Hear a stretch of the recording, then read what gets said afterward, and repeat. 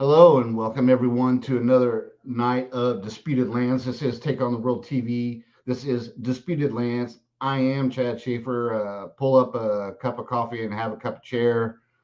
Pull up a chair, have a cup of coffee. Get in your comfy chair.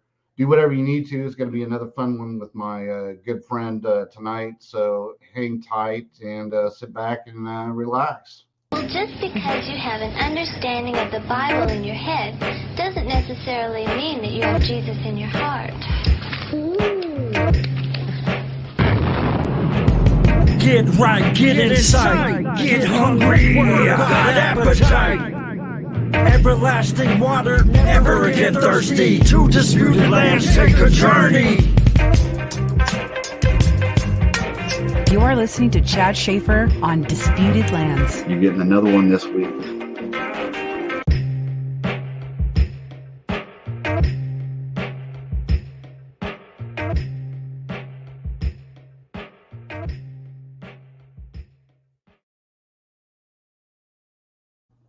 Hello.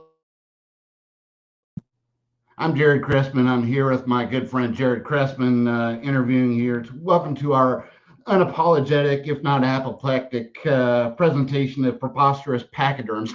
That's elephants. Just in case, presented with options of copy animus. That's an inside joke. Anyway, hold on. Let me get this quickly to Instagram. Got it. Oh, send a cryptic tweet about cryptocurrency. Crack myself up. I got it. Anyway, if you're not aware of me, Jared Chrestman, I'm going to get right into this. My special guest tonight, me, Jared Chrestman. He in no way suffers from hypomonstrostis quiptolophobia. You're gonna really enjoy this one. How you doing, Jared? Not too good, man. That's a pretty good impression. Yeah, thanks. Thanks. Appreciate that. Me. So, Jared, thanks for coming on to the show tonight. Appreciate you. Thanks for having me, dude. It feels like I'm coming out of retirement. Yeah. My thing accidentally went off here. You know, technicalities are always happening. Let me put that back on pause. There we go. No background music. Yeah, retirement. So what's that been like? I mean, seriously, you have not been on Through the Black in now probably a year. It feels like at least a year. It seems like. Yeah, it doesn't feel like I'm any less busy, but it's been nice. It's just a change of season. I mean, things just kind of naturally started moving that way. I was getting more and more busy in my regular day-to-day life. When we started Through the Black, me and Tom, my daughter had she was just been born. I mean, she was young. And then now that she's getting a little bit older, dad stuff, takes precedence. And, she's not in public school. So I actually ended up on the board of her private school.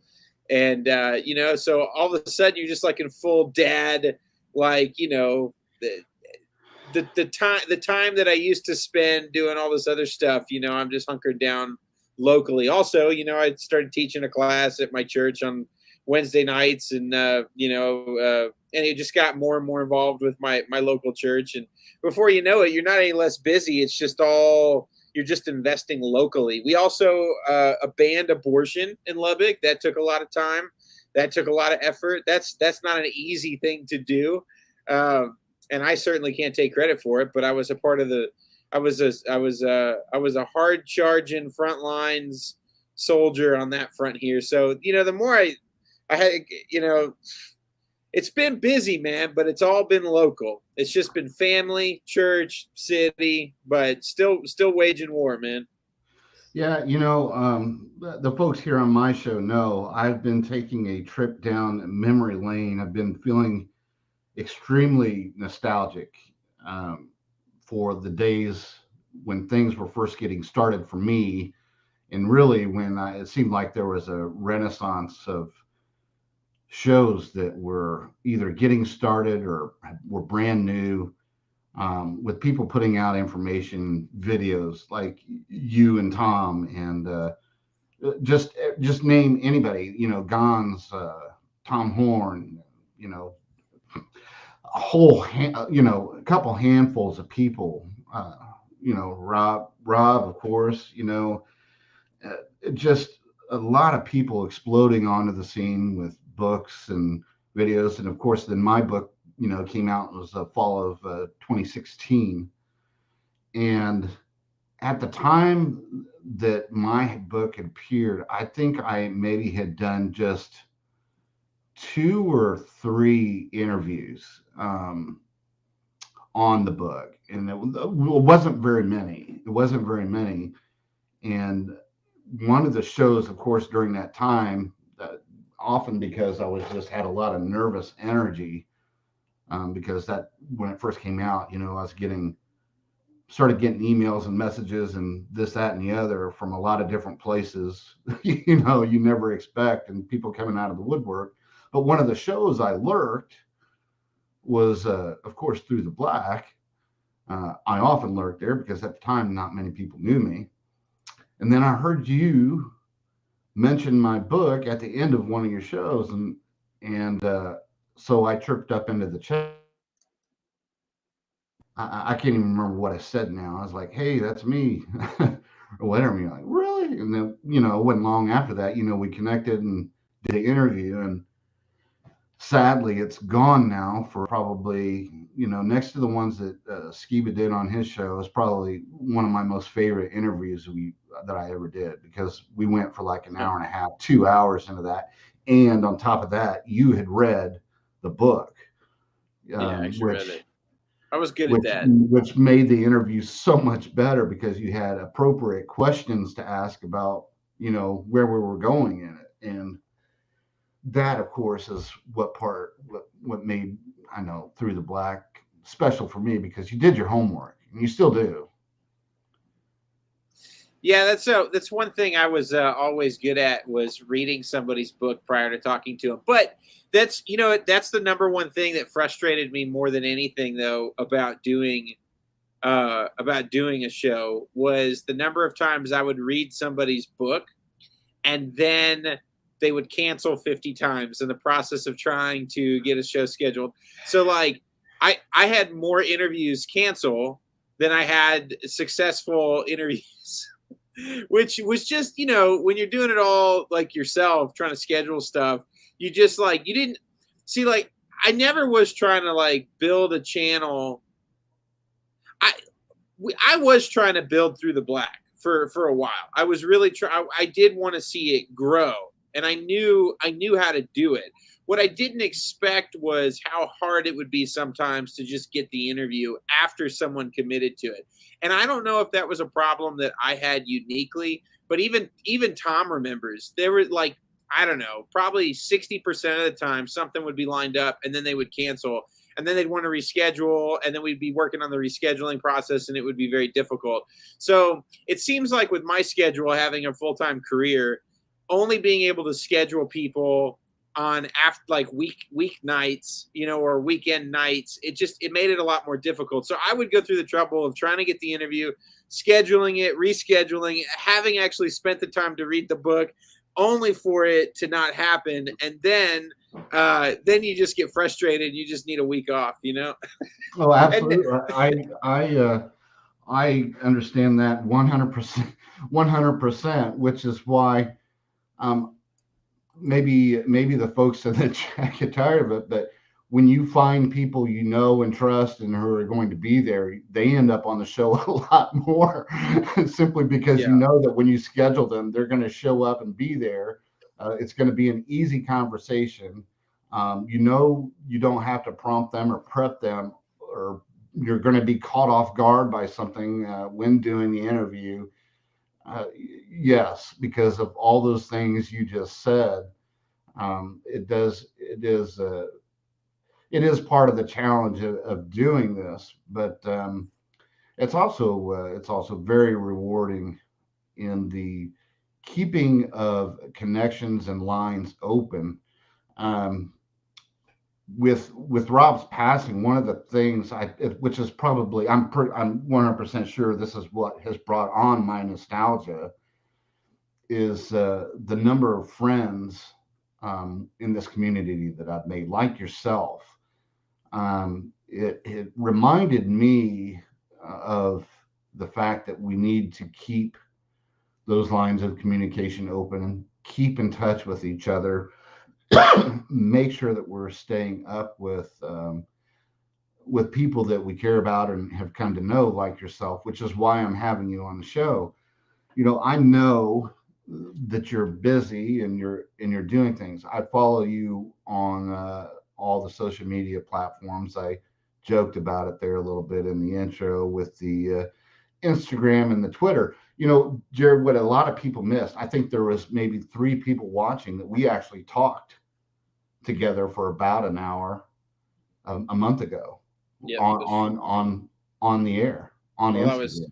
I was taking my cigar break, just smoking a cigar. On Instagram. We just met up and we had a conversation there, and everybody missed it. Yeah, that was fun.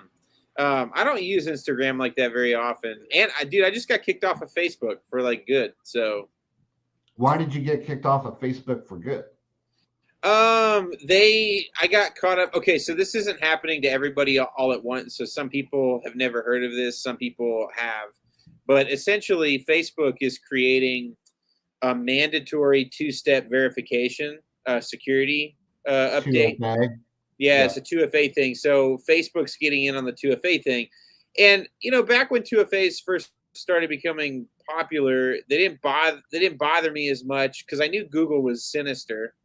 But having been involved with cryptocurrency for a while, it didn't so much bother me that I had to go through an extra step, that was tied to my phone to log into my account and, for security purposes.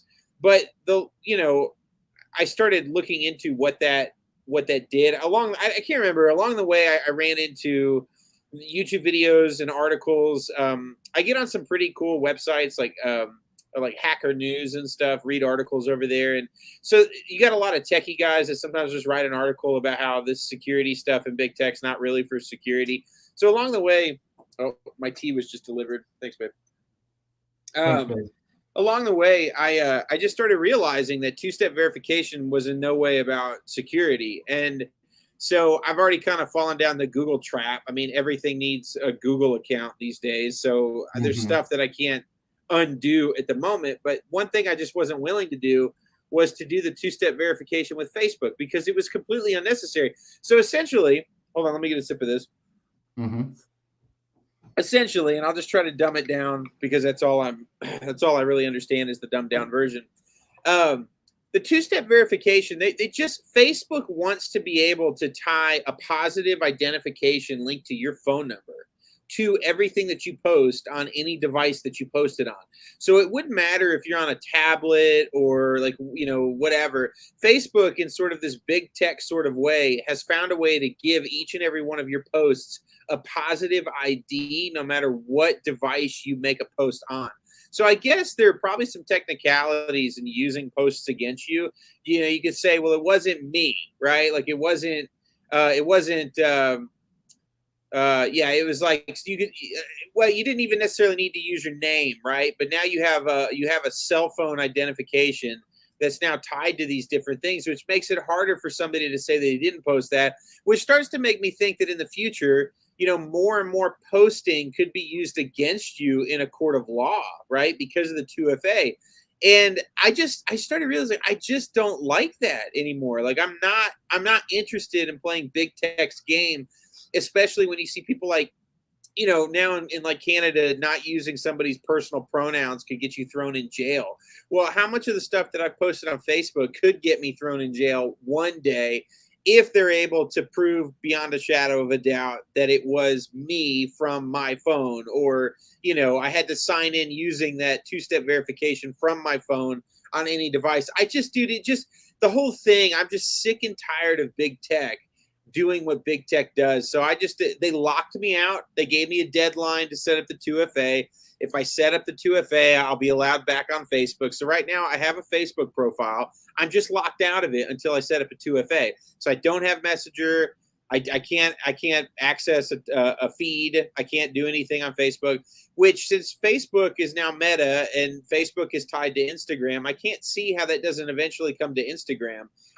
For like right now, you can still use like an arbitrary Google number for Twitter, I think, unless they've changed that. So you can set up a 2FA, but using this a Google like a Google number. But dude, at the end of the day, it's just I don't foresee myself being on social media forever because I just don't think they're going to allow it. So yeah, it's all tied to the social credit score, which is going to be tied to your financial ability to move around and interact financially with anybody out there. We saw this actually over a year ago now. There was an article came out about a gentleman where this has been implemented in China, the social credit score, where this was this gentleman's story, and I'm sure it's happened to now probably millions over there, that the government was unhappy with some of the things he said. And so his ability to travel, he can't use public transportation now, so he's not able to take a train to where his job was anymore, which his job was too far to travel by bicycle, which is so he essentially lost his job or had to move because of his social credit score no longer allowed him to use any kind of public transportation. Did you ever watch Black Mirror? Did you like that show? Yeah. So you saw that social credit score episode. Like it affects the cars you can rent. It, if you extrapolate on that idea, it affects the type of housing you can buy, apartments you can rent, hotels you can stay in. Yeah, the whole nine. Yeah, the whole 9 yards and everything. Yeah, how many hearts you got on there? And yes, the Black Mirror, of course. Doing in that, but there was some interesting news today. I'm sure you were made aware of it. The biggest news that made the cycle today and appearing everywhere was Elon Musk buying the largest, having the largest share now in Twitter. He spent $3 billion and now owns like 9.6% of Twitter, which is the largest single shareholder in that platform. So that's interesting. That's interesting. What do you think of that? What do you make of that? The whole Elon Musk thing is so bizarre to me too. Like I don't know what to think about. The whole Starlink thing in the Ukraine is bizarre to me. Listen, I don't understand how. Okay, so there's a guy out there that I love listening to who's ex Delta Force. So if I forget your original question because I'm taking a long detour, just refresh my memory because I could lose the plot here. Well, I'm you, so I got it. Great, good. So here's the deal. So when I was a kid, I was fascinated with the rumors of Delta Force. The SEALs had just started becoming more popularized as they were trying to build a brand for them. They were adding more SEAL teams, like it was a whole thing. But Delta Force was always the classified mystery. Well, now in 2022, a lot of the 90s Delta Force guys and early 2000s Delta Force guys, a lot of the stuff they did has been declassified, and those dudes have hit podcasts like nobody's business. And I'm telling you, like the SEALs have always been, to me, not necessarily that interesting. But Delta Force to this day is still fascinating. I mean, they seem like the real deal as far as the special forces communities are concerned. And I love listening to the podcast with these guys because they're so down to earth and they are so well educated when it comes to foreign policy, just by nature of what their jobs were. It just wasn't what most people thought. They did some amazing stuff, but they were also very intelligent in a common sense sort of way with how they approach situations in different countries. Well, I give that background because I spend a lot of time looking for any ex-retired Delta Force interview. Went to school with a guy who was in Delta Force. Yeah, so. The unit. They call it the unit, right? So I listened to a guy named John Shrek McPhee. He goes by the nickname the Sheriff of Baghdad. He's like my favorite Delta Force guy that does podcasts. I mean, he's amazing to listen to. And when you come from a background like this guy that ran in tier 1 units, was helped take over countries and kept CIA guys alive and 4- and 5-star generals alive. I mean, you just know some stuff. Even if you're just a grunt and you were just a really handy guy with a gun, you'll learn some stuff. And he was given his take on the Ukraine situation today. And it's amazing how awake most of these Delta Force guys are. He just talked about how you're literally watching American propaganda report on Ukrainian propaganda and Russian propaganda.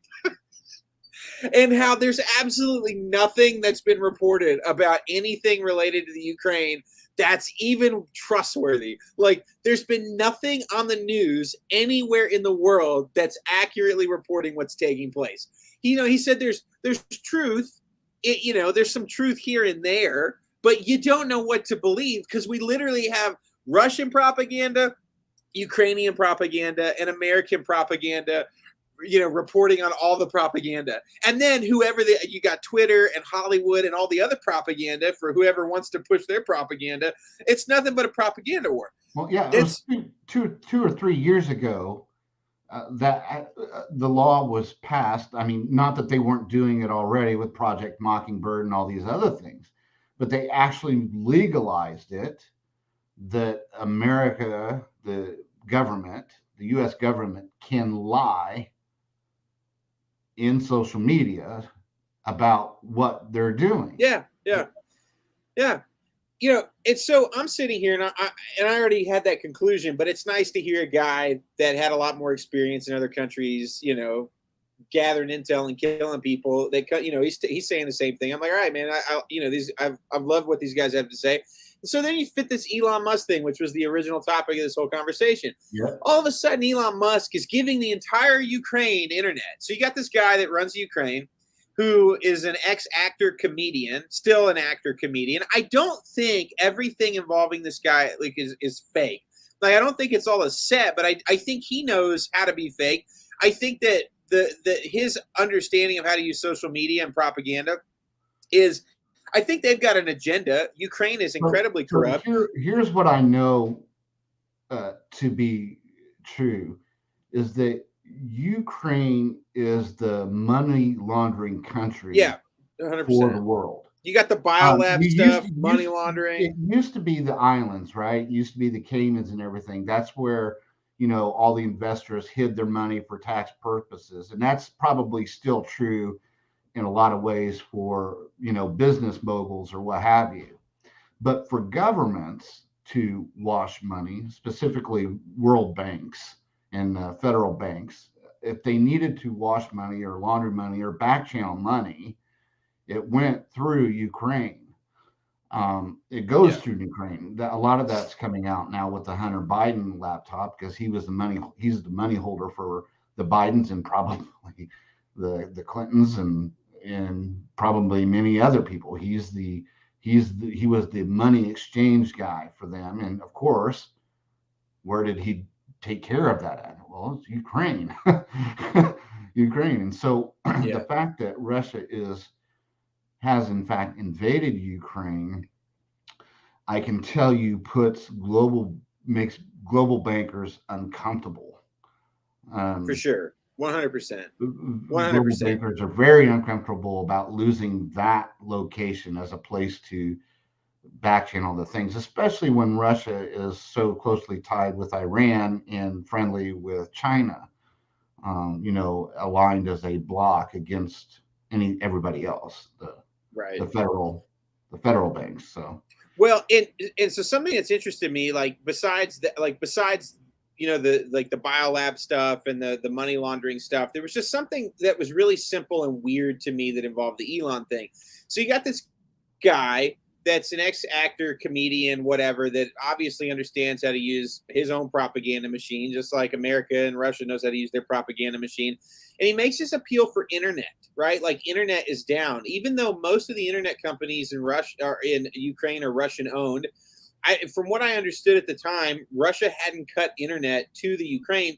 And then you got this guy making an appeal for internet. And so you've got Elon Musk that's going to supply them with satellite internet and start sending them all these, whatever the boxes are, the equipment that's necessary for these link ups. And he's going to send more of them their way. And all of a sudden, like, the propaganda is that Elon Musk provides internet to the Ukraine. And this is what's so weird about that situation. It was so public and so weird. I got on Twitch and I was just like, okay, so in cryptocurrency, there are a lot of folks on the Ukraine border that are into crypto. A lot of Russians are into crypto. I watch their channels. I would figure you knew that, if anybody did. They have plenty of internet to talk about crypto. They're not out, like, nobody didn't have internet. When you get on Twitch and you look at the live video game streams, the Ukrainian video game streamers never stop, and they didn't all of a sudden lose their internet because of war and then need Starlink, right? So, like, I get on, like, TikTok, and I'm watching in Twitch, and I'm watching video game streamers. They're looking at, and like, the headline of the video is Russians just nuked an oil plant or an oil tanker refinery or something, and all this smoke is outside their window, and then they're like literally frustrated that something just blew up, and they go back to gaming on the internet. And just none of the Elon stuff is adding up to me. Like, it doesn't seem like, most of the people in the Ukraine are losing. Now, there might be some spots where they're losing internet, but it begs the question, why the Elon Starlink propaganda? I don't understand it. It didn't seem like Ukraine was in need of internet. Russia didn't shut off internet services. Starlink wasn't necessary. Ukrainian gamers didn't need to stop. What the heck? I don't know. So here's the thing I think we tend to forget. So we know that we are following our Heavenly Father in a righteous war. It is a war against the forces of darkness. It is literally in the face, going through the black, right? We know this. But I think many times what we fail to forget is, yes, there's light and dark, but within the dark, they are not all friends with each other. They are all not united. Yes, they are united in their rebellion against the Father, but they're also at war with each other to come out on top. Think about the number of nations and principalities and powers that there are. And we know that they have principalities that are rulers over vast amounts of land and peoples, right? They're rulers. In Daniel, we read about that, right? The angel which prevented me so many days from arriving here over the Prince of Persia, right? So if you think about that, and then if you read further into Revelation and whatever, we know that it's going to come down to 10 kingdoms.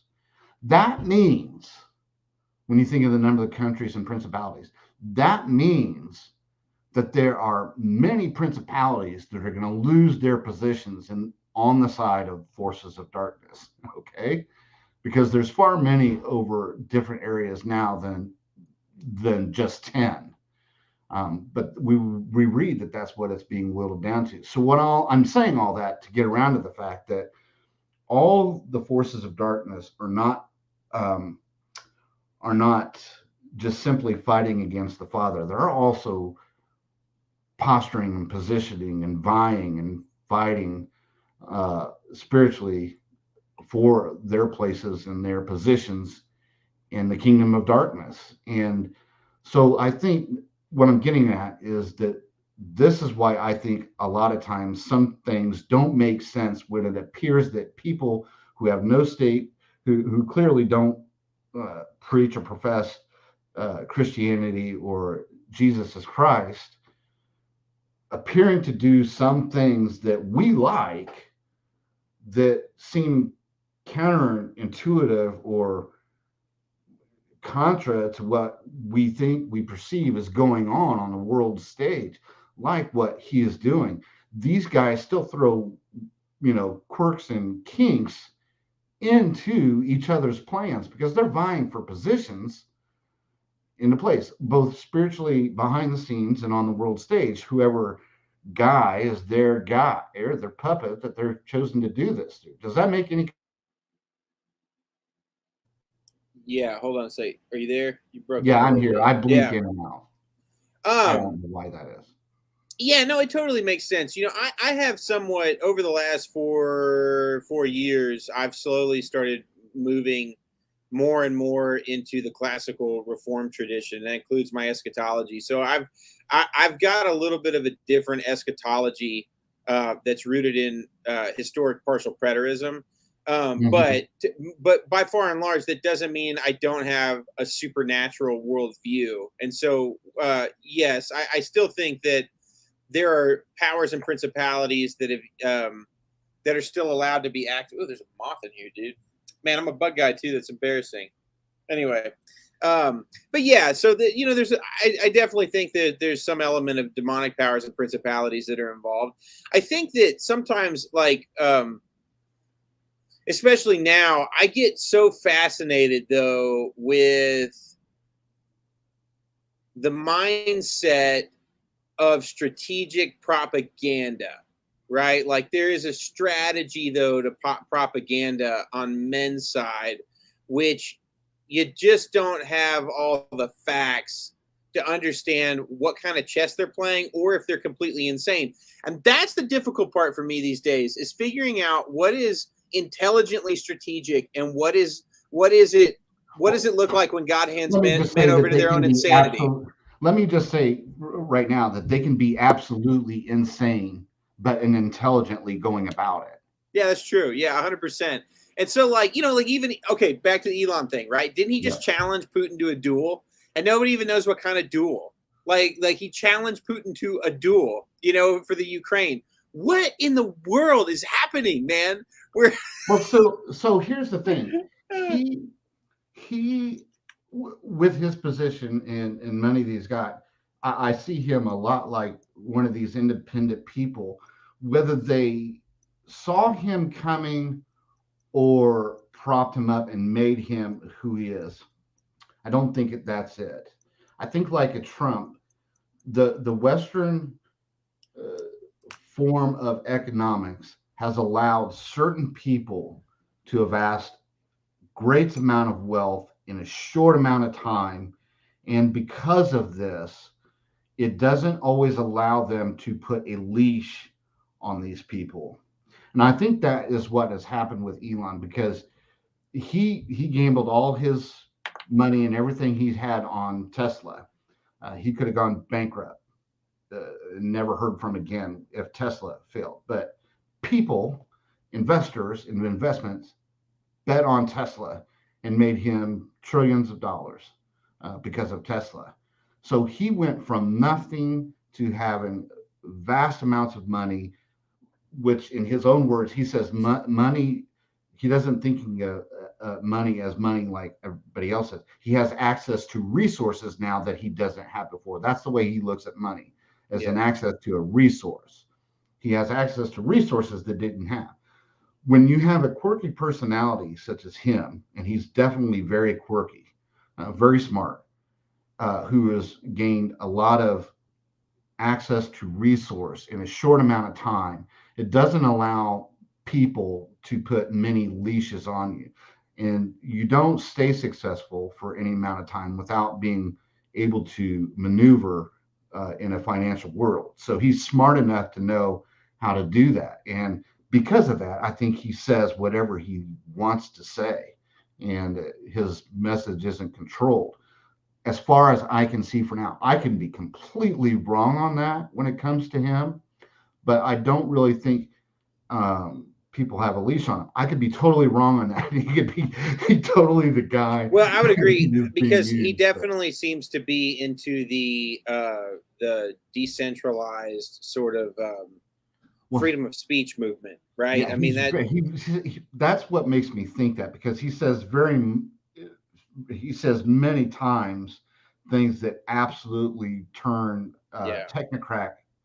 technocrats faces purple and make them livid with some of the things that come out of his mouth, which leads me to believe that he's not controlled by them. And the technocrats are a big part of what's the New World Order is all about. You know, they're the modus operandi for them to carry out their plans. He also understands the importance and potential, the potential that cryptocurrency has to change man's relationship with government, you know, and he's a big supporter of that. And that's something that I find, although I think he's ignorant in cryptocurrency. I think he's made I think he's gotten a little scammy in cryptocurrency. I still think he understands the fundamentals, which is like cryptocurrency in general has the ability to change man's relationship to government and the banks. And he definitely seems to support that. So he definitely seems to like decentralized finance and the idea of freedom of speech. And with that, we would be friends. Right. Well, you know, the thing of it is that cryptocurrency is a freedom to speech. I mean, it's so mobile. Cryptocurrency is so mobile as a base platform for not finance, but I mean, because of its platform and the way it works, you can tie it basically to anything that we do to live, right? I mean, all you need is the right programming, and the cryptocurrency allows you to have a voice, or you know, or hold it's access to resource. Just what I mean, that's the only way you can put it, an unhackable access to a resource. It can still be confiscated under the right circumstances, but it's very censorship resistant. It's very censorship resistant platform, but yes, it's still censorship. They can't get rid of all the platforms. It's very well. I just mean like when the government comes for you, and some of the guys have gone to jail in the past, not because cryptocurrency is illegal to use, but they tried to make examples of them early on before the government figured out that they couldn't control it. Was they would wait till you were logged into your wallet, then tackle you essentially. So if the government can find a way to steal your seed phrase, right? If you have your own private keys, then you're toast. They're able to confiscate it. But here's the thing: cryptocurrency, for the most part, if you stay off of exchanges and in custodial wallets, it is censorship resistant. If you hold the keys to those tokens, they are your tokens unless you give those keys out to somebody else. Now, you know, there are a lot of hackers. If somebody has a camera on you, or they hack into your computer camera and they can see your seed words, done deal. They can take what's in your wallet. I mean, it's not unconfiscatable through hackers, key logging software. They've got all kinds of different hacker tricks to get into if you store your seed words on your computer in a folder, they can steal those. But the point is that if you're smart about it, cryptocurrency is very censorship resistant, and the government would literally have to do, like, worst case scenario, you drone attack every single node simultaneously, destroy the internet, all internet infrastructure at once. Like, there's this, what Richard Hart calls the parade of imaginary horribles that would have to be achieved for them to actually control it. And what's happened is it's proven to be so difficult for them to control. You won't see them control it. They've tried to find ways to consolidate it. You know, you've got a lot of big banks that continue to FOMO, you know, fear. They try to drop the price, then they buy it up as cheap as they can. 42% of Bitcoin is stored on just over 2,000 wallets. So there's definitely people that say Bitcoin's not heavily centralized. They're crazy, because it absolutely is. But at the end of the day, it's still incredibly censorship resistant. If they could have killed this by now, they would have. If they could have controlled it, they would have. What they have to do now to stay on top of it is just try to figure out a way to tax it. And I don't know, man. I just think that still to this day, and you know, Bitcoin's not the answer. Bitcoin's antiquated. I'm not a Bitcoin maximalist. I like Bitcoin, but you know, I've read a lot of George Gilder. Do you know who George Gilder is? Chad? No clue. Okay, well, George Gilder wrote a book on economics that largely was adopted by Reagan's administration. It became known as Reaganomics. Oh, yes. Right? Yes, I have heard of him. I lied. Yes. Right. So then George Gilder's written a lot of stuff. So Life After Life After TV. I can't remember what his first book was, where he kind of predicted sort of our modern technological, you know, cell phone state, right? And then he wrote a book called Life After Google, which was about the inevitable decline of big tech, how big tech's already failed. And what's funny is when you read a book like George Gilder's Life After Google, you start to see all the problems that big tech is actually having.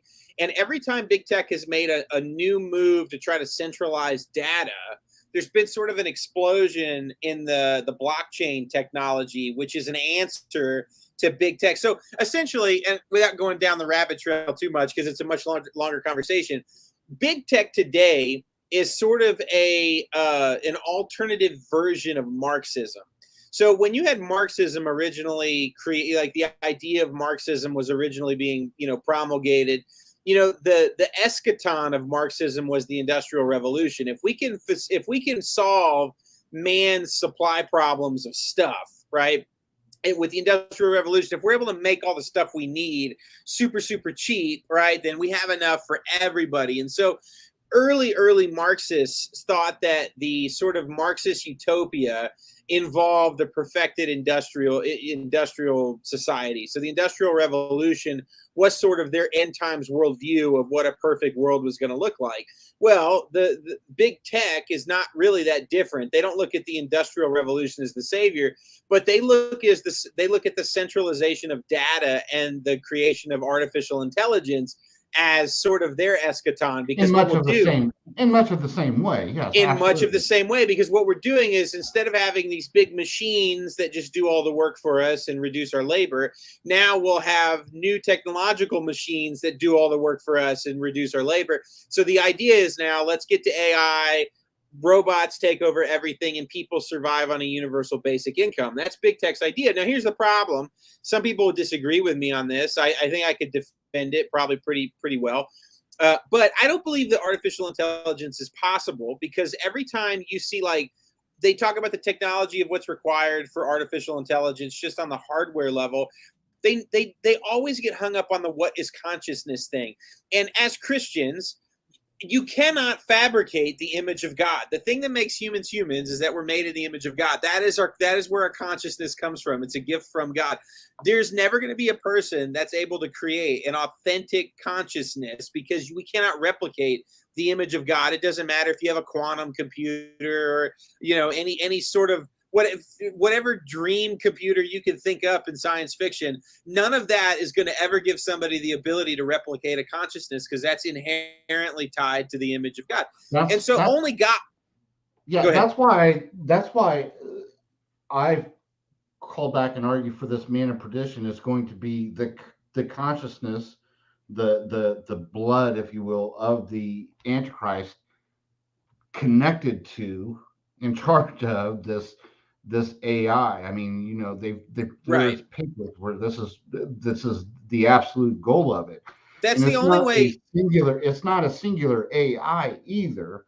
These, like, I talked to some guys that are very, very smart who can write. They know how to write AI. There's platforms out there for, if you're smart enough, anybody can write AI programs now.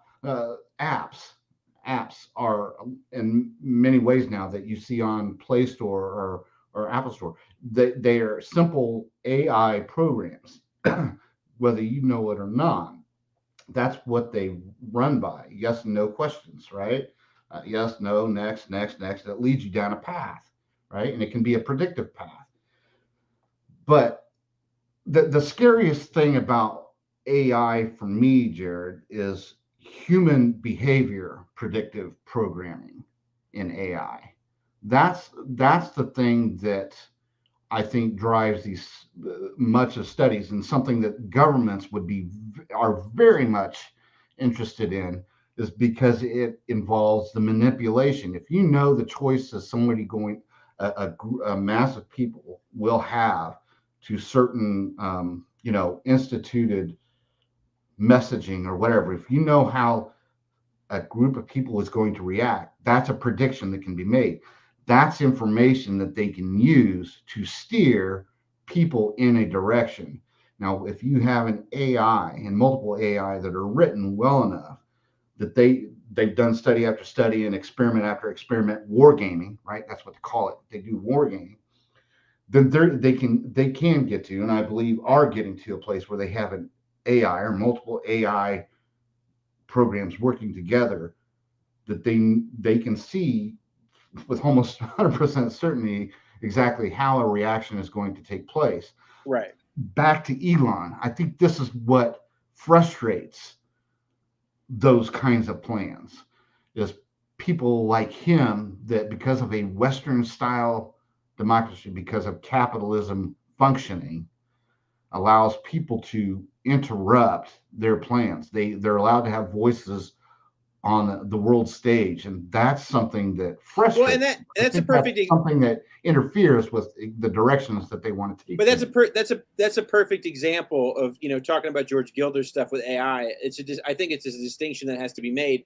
A lot of the stuff that we're calling artificial intelligence is systematized mathematically, but it's not a display of true creativity. See, no, it's not creativity.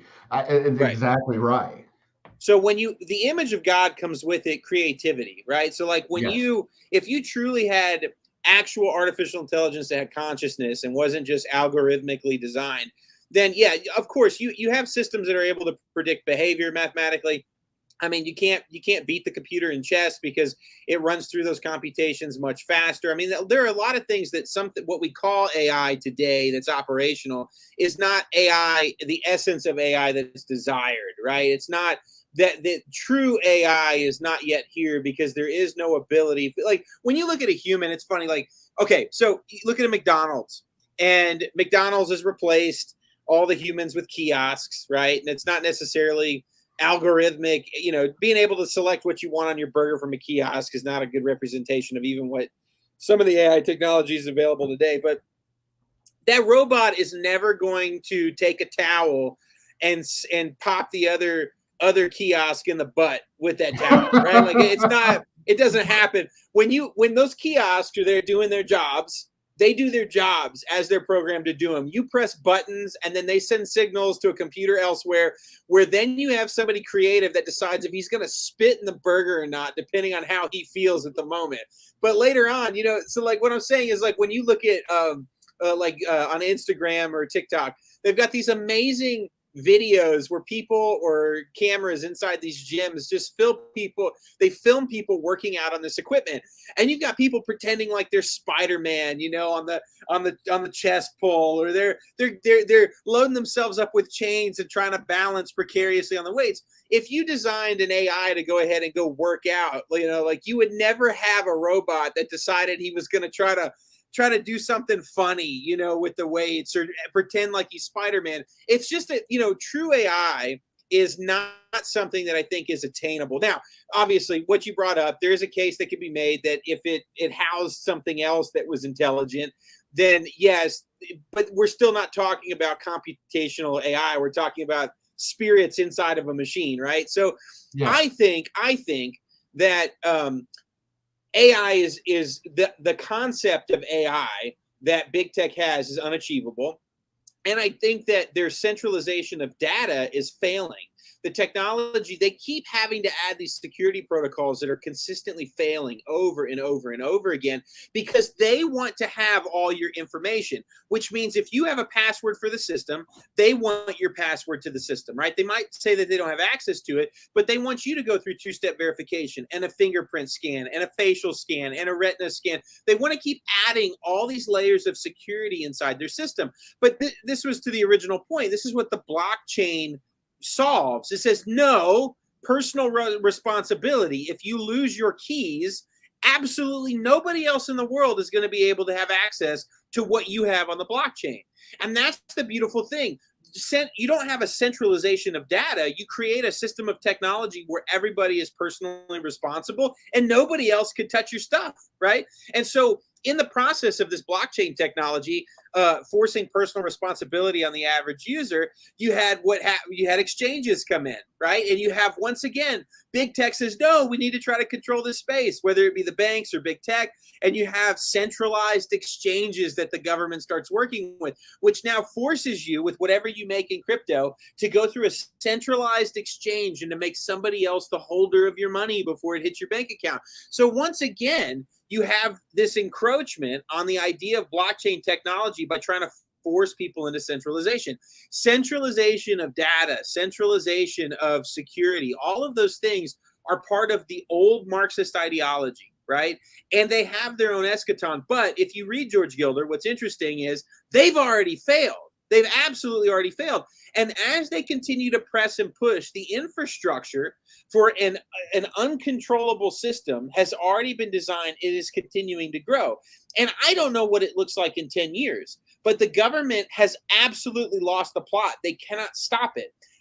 There might be many problems along the way with getting your resources from there to your bank account because of the way banks have centralized the money system, but it hasn't changed the fact that anybody that wants to trade that amongst themselves anonymously have the capability and infrastructure to do it now. So the foundation for a decentralized currency has already been laid, which is really starting to pose a real threat between the average person that understands that technology and can use it and government.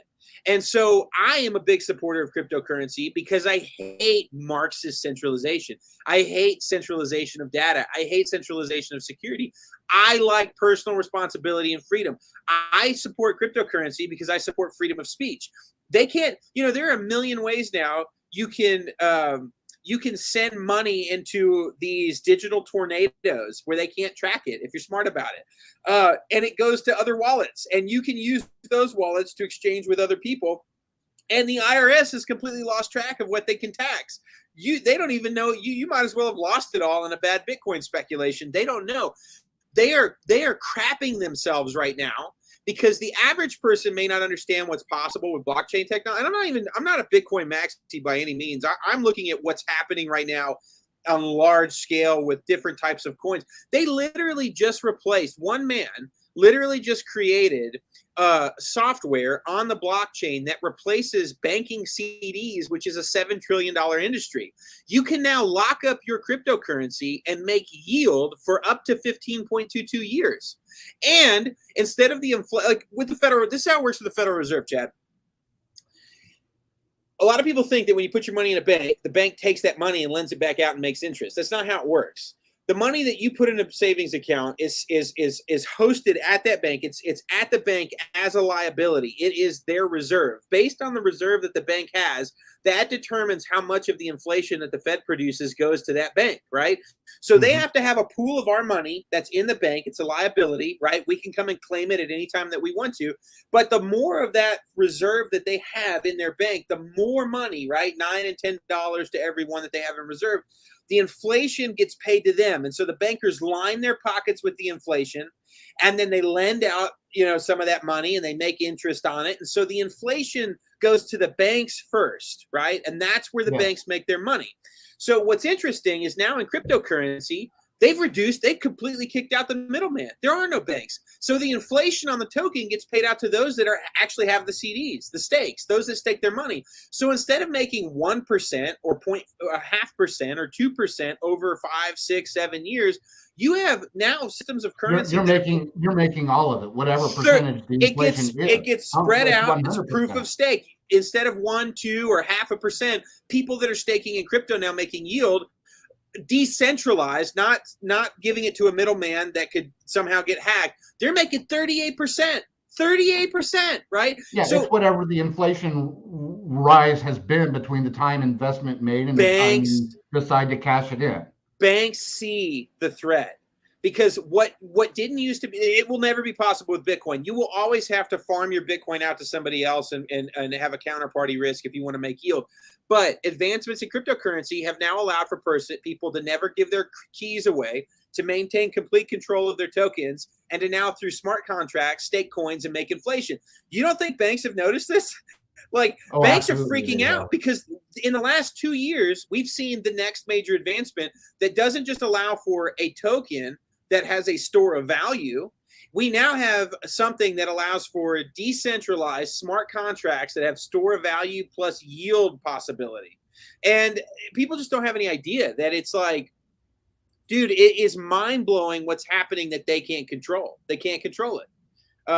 And they should be terrified, because these kinds of advancements in decentralized finance and protections of freedom of speech have the ability to change man's relationship to government. Absolutely. But this goes all the way back. I think spiritually, if anybody who has spent any time reading the Torah, the law in the scriptures, as I did, one of the things, Jared, that struck me the boat. This is absolutely the first thing that struck me about it, is how much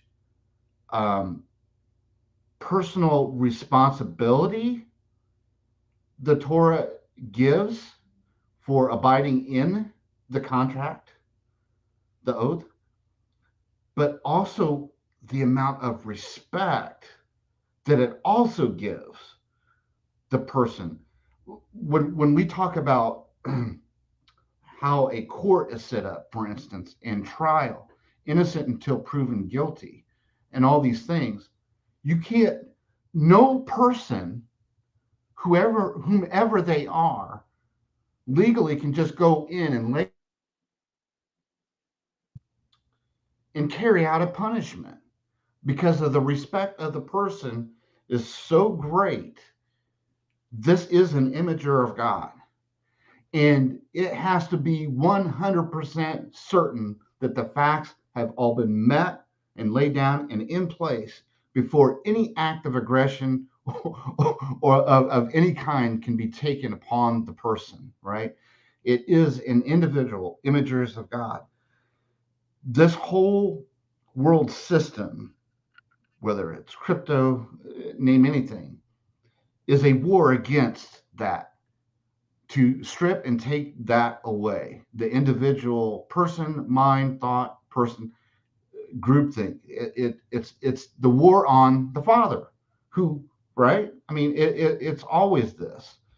And I don't know where I was going with that, other than what you told me about that. We think about property is another thing, right? So you own. We saw Klaus Schwab at the World Economic Forum that's been going on during this whole Will Smith fiasco, said that, I saw a tweet, personal property is an anathema and an unsustainable. It's an unsustainable or unacceptable concept of personal property. And it's like, well, good thing we live in the land of the free, home of the brave, where we can own your own property, which is absolutely crazy to think that people actually think that they own their property. You don't. Try not paying the tax on it. See what happens, right? If you truly own and possess something, that means nobody else has any authority against it to take it away from you. If it's yours, it's yours, right? Nobody can control it or has control over it or potential control over it. Your individual taxes, right? But try not to pay a property tax and see how quickly that property, which you have paid for in full, stays in your own possession. It's not. You've paid off the principal of the lease, and now you're just paying the interest on it from year to year, whatever your local government. It angers me. It angers me to my core. It angers me to my core, man. You know, it angers me to my core. Which, you know, the Father says the earth is the Lord's and everything in it.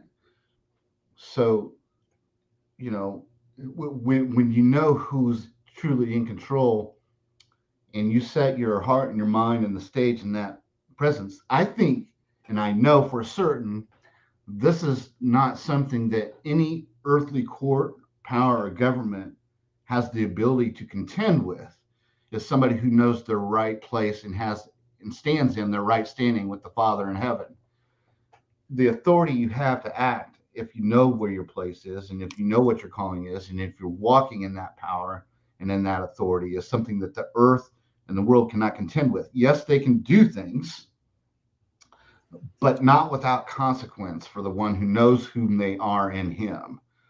And this is something that he's taught me through, you know, time, be it immediate supernatural events. You're talking about personal healings and physical healings that have taken place, the authority he has over his creation, or when speaking to authorities in it. If you are righteous in your standing, right, before him, with which all law is based on love and the extensions of that love. If you know you're not guilty in your heart, your mind, and your conscience, then they're not taking on you. They're taking on the Father because they have nothing that they can condemn you by. In truth, now they can make laws to condemn it, but it's not righteous before the Father. And if you know this, you can call it out. And I think this is important. If anybody is not catching what I'm saying, is when authorities and principalities come against the one who stands in the Father's, sits in the Father's seat, stands in the Father's place as his representative, will know whom they are and can speak to those authorities judgments for their actions. And I think this is going to be necessary for people to understand when they speak. When they come against you and they've made the charges up or they've made you guilty by changing their laws. For instance, the pronouns you were talking about, Canada, he, she, they, them, if you're not using the Did I lose you, Jared? No, I'm here. You just bugged out for just a quick second. Okay. Are you hearing what I'm saying? Where I'm going with you were this talking about is, the pronouns. when they come against you with accusations about laws in which this world has made up, you can speak with the authority of the Father to the judgments they are making for their own condemnation. That's whenever this comes down to the wire, we have to be individuals who can say, this is what the Lord says. He made God, he made man as his image. And he took from man and made the woman. And they became one. He and she are the pronouns that the Father has made. Your condemnation will carry out a judgment against you should you come against me for agreeing with the Father. And your judgment will be severe if you seek to carry out judgment on me for agreeing with the Father who made us, me and you. Now, a person will have to be able to speak and stand in that authority for the Father to be able to act on your behalf. I fully believe this. It has to be spoken, and a person has to truly be in the place of righteousness with him to be able to act that way. And I know as I sit here, the spiritual effects of this will affect the situations, whatever we find ourselves in the future, if that is the case for you.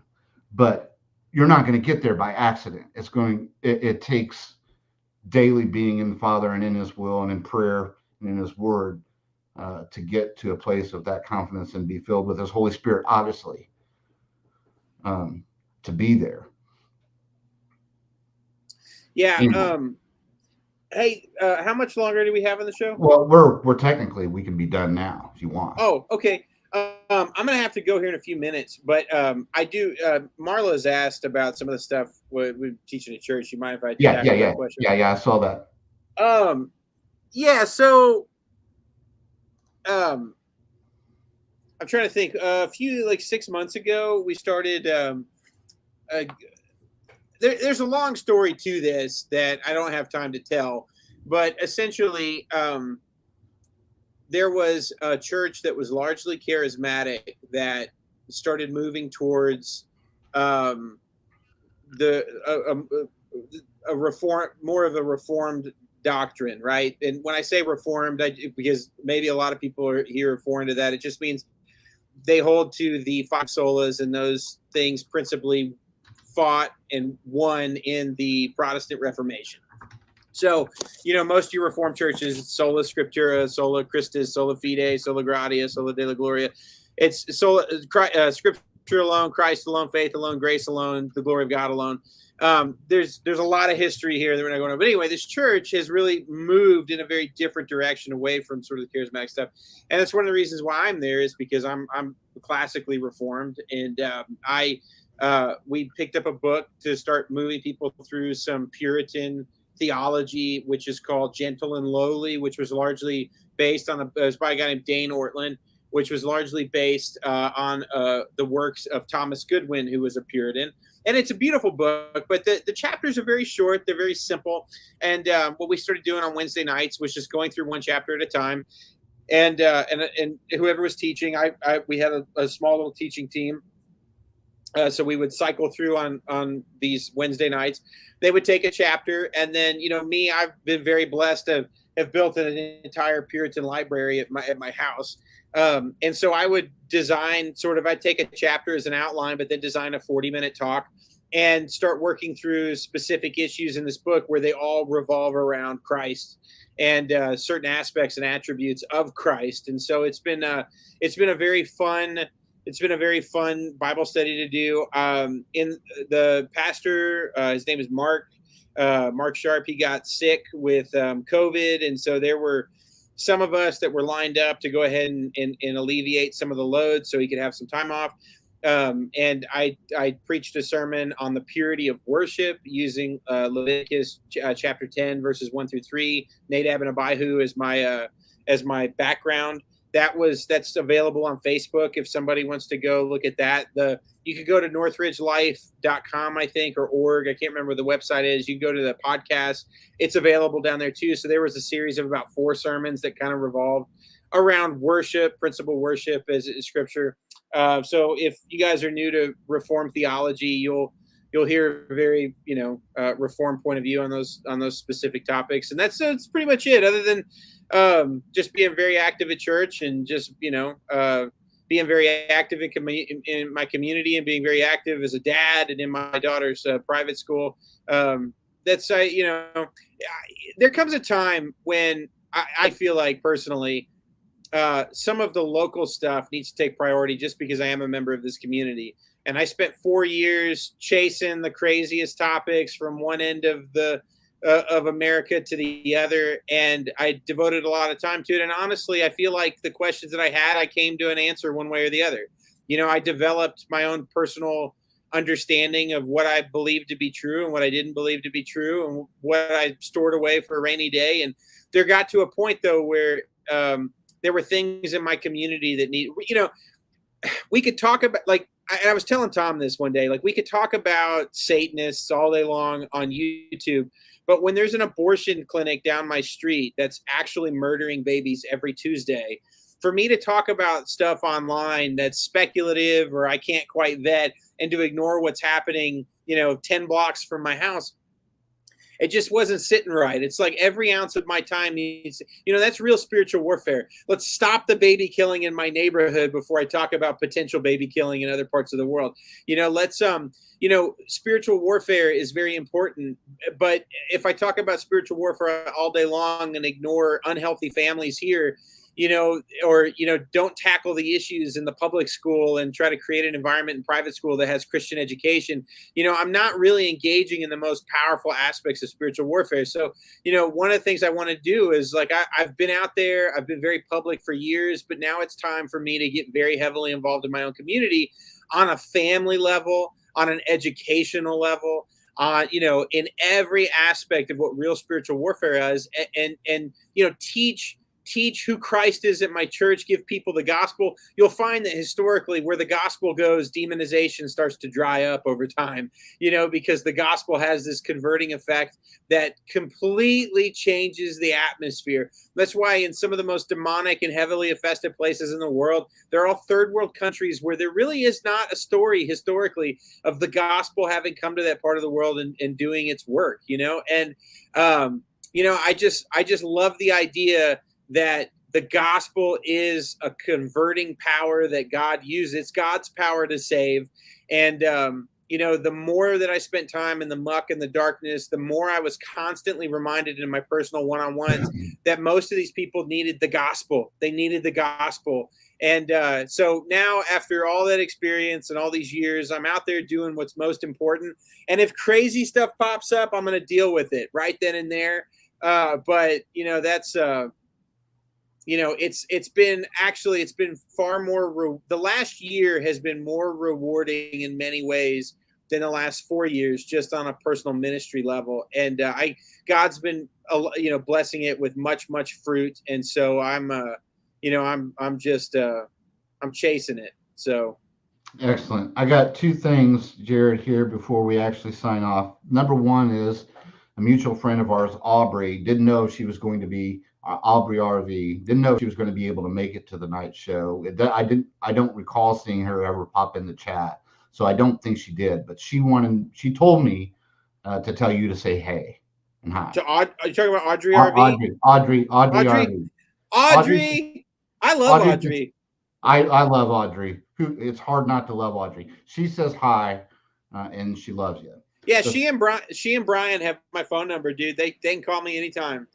I've given them permission. They can call my cell phone anytime they want to. So yeah, same. Also, the second thing I put up here for just the last like 10 minutes of our time here tonight, that email address scrolling across the screen. I dislike doing this, but we can't do it on our own. This platform requires us to pay money annually. If you can just give $5, $10, that's great. If you can give more, fine. Send it to that address. $500 annually allows us to continue to have this platform to share the testimonies and the lives of people like my close friend Jared, whom I love dearly. I love his passion. I love his heart. I love his mind. You know, Jared, I didn't share this with you, but I spent probably 2-3 hours presentations that you've done over the last few years. Your Nazi presentation, watching you do that, and Flat Earth, your meetings down there in Texas with Brother Rob, bits and pieces of other things. But I spent about 3 hours watching you, and it just endeared you even more in my heart. Your thoughtfulness, your great ability to articulate your thoughts is very much appreciated. You're made to do what you're doing. And the last thing is, don't disappear. Don't stop reaching out to us. I know you're enjoying what you're doing, but we also enjoy and do miss you coming on the show. So whether it's mine or other people's, please don't hesitate to take down the opportunities to be in the public's eye, because we like you in our eye. I still have a YouTube channel. Did you know that? I do. Okay. I knew that. What is that YouTube channel? It's just your name, yeah? Yeah, it's Jared 2.0. So in the comments section, I've commented a few times. That's actually like to the channel that survived the YouTube purge, which I have a much different style of content over there. But I'm not done on that channel. I will be popping in and out from time to time. It's just hard to find some of the motivation. He is on Instagram. He does post routine. The two places you are very, if there's any place that you are routine about posting information to, it's Instagram and Twitter. I've learned that much. So if you want to keep tabs on what Twitter is going to be a little more. I use Twitter for cryptocurrency. Yeah, and a lot of the people that I follow are very uncouth, and I will share their tweets. So I try be to. Warned, is what he's saying. Be warned. It's a little bit of a different side. You'll see, like, did he retweet somebody that dropped the F-bomb? Yeah, because on some of these issues, I think the F-bomb is highly appropriate. When we're trying to make all the kids gay, yes, it's highly appropriate to ask questions with absurdity. But anyway, it's I don't use social media as a ministry. So Instagram is for the funniest stuff and my own stories, and Twitter is for cryptocurrency. But I'm there, and I'm there all the time. So you're welcome to come on. It gives us, I think, a better picture of just who, in fact, Jared is. And if anybody is, I'm the same way, Jared. I know you got to go on Twitter. I'm the same thing. To me, I will use it to promote ministry, but for me, it's my personal outlet. And I agree 100%. Sometimes these people need to be called out for the absolute morons that they are, and absolute foolishness that they participate in. And I think they need to be told to their face that you're a moron and you're a fool from time to time, because there's no other words to describe or anything else you can say that will help some of these people. God will have to intervene, and it's not going to be through me in some cases. I just know that, other than to let them know that they're foolish. Hey, Chad, there were a couple people that were wanting links to some of those sermons and stuff. Do you mind if I just send you some links? Would you mind posting it in the comments? Yeah, absolutely. We'll put them. Email those to me, and I'll put them in the comments below this video here for people to find them. So just email those to me, and I'll insert them after we end. I got to answer this question. I don't know how you say it. Pia, Jared, just curious why the split from Tom, asking with an open heart. If anybody thinks Tom and I quit being friends, you're sorely mistaken. So rest easy. I talk to Tom, if not every day, once every other day. And if we're really busy, 2 times a week. Tom and I are friends. We do cryptocurrency together. We talk about all of our life stuff together. There has been no split. It just, after 4 years of doing Through the Black, I was really getting into some stuff on my end, like doing stuff in my local town, and I wasn't doing as much on YouTube. And then Tom was wanting to do stuff Tom wanted to do. And then essentially the thing that sealed the deal was YouTube killed the channel. It didn't exist anymore, right? And so the question was, do I want to stop doing all this other stuff I feel like God is having me do to go build something new on a different website? It was God's timing, right? That what was known as Through the Black, the way it was distributed to people, it just, God allowed that to disappear. And Tom and I have not split. There's no split. There's no split. There's no anger, animosity. Everybody could just relax. I even did the show Through the Black with Tom like a couple months ago when I was on vacation. And I actually did 2 hours with him just for old time's sake. So anyway, yeah, I'm not a normal part of Through the Black anymore, but I will always be one of the founding members of it. So, and Tom and I will always be friends. To say that Jared is not part of Through the Black, which is why I actually put it on the image for the show, is just absolute insanity. Through the Black will be a part of Jared as long as Jared is alive, and Jared will be a part of that ministry as long as, Tom doesn't turn away from his faith, and even then, that'll probably force you to take up the manner. And I don't see either one of those things happening. But so we always end up having one more last question. Chris or Liz, or Chris and Liz, Chris on behalf of Liz, have asked the question that's on your screen now. Jared, would you consider providing us with a presentation for our online Take on the World conference this year in August? Would you consider doing a presentation for us and recording that? Yeah, it would really depend on the subject matter. So I'm definitely open to discussing it. But at the same time, man, like, you don't understand, Chad. Like, after 4 years, I am so glad to be doing what I'm doing. I almost just don't want to look back, man. No, so. I get that, Jared. That's exactly why last year, going into last year, I knew it would be a rest year for me. There's a lot of spiritual things and discussion I could have to explain why it was the seventh year for me. It was the year of rest. But I can tell you for a fact right now, if that year hadn't been taken, where I only did maybe 3 or 4 shows, it was less than a handful that I did anything, that burnout and being burned up is a real thing. There's no way I would have the strength or the energy or the desire to be doing the shows and these things this year. I'd just be done with it and have walked away. It would just, because without the rest and getting re-energized and filled again with the Lord and being with him and letting him rest. What else can you call it? Without rest, you just can't continue. We are not made to go without sleep every night, whatever that length of time is to be. 8 hours is what they call it. Yeah. But anyway, we must, because we're in his image. He rests, therefore we must rest. And the 7th year was a rest for me. The bottom line is, if I had not rested, I would not be able to continue doing this today. So all that to say, I get it, Jared. I get it. What I am saying is I'm speaking for the community of brothers and sisters who have come to know and love you. We miss you.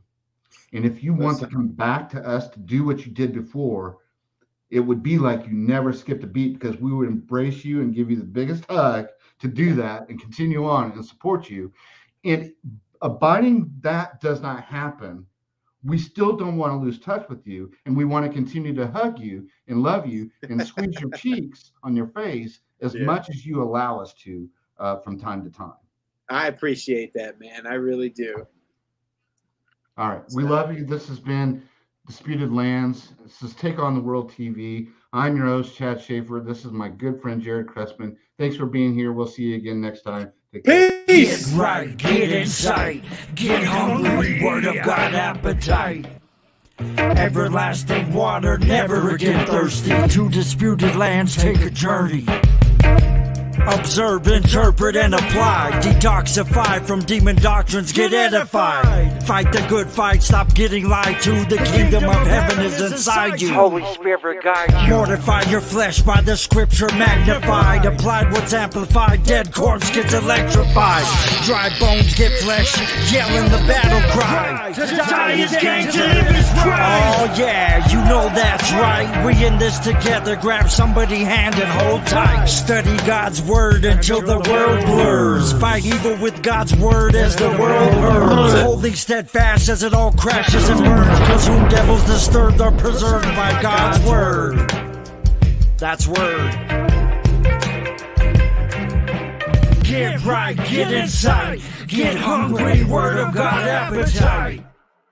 Everlasting water, never again thirsty. To disputed lands, take a journey. Get right, get inside, get hungry, word of God appetite. Everlasting water, never again thirsty. To disputed lands, take a journey. Get right, get inside, get hungry, word of God appetite.